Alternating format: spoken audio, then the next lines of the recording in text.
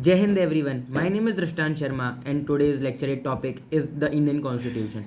The Constitution of India is the supreme law of our nation. It came into force on 26 January 1950, and that's why we celebrate our Republic Day on 26 January every year. It gives structure it gives structure, direction, and purpose to our nation.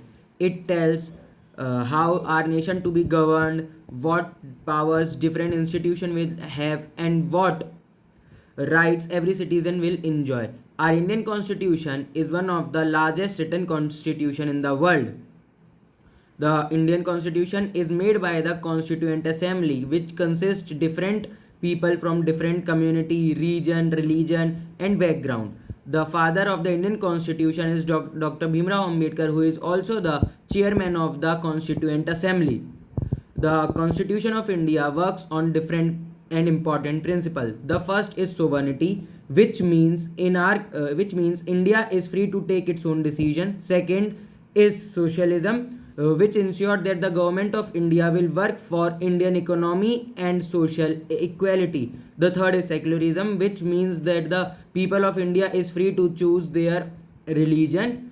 The fourth is democracy, which means the government of India should be elected. The fifth is republic, which means that the head of the state is elected representative, not a hereditary ruler.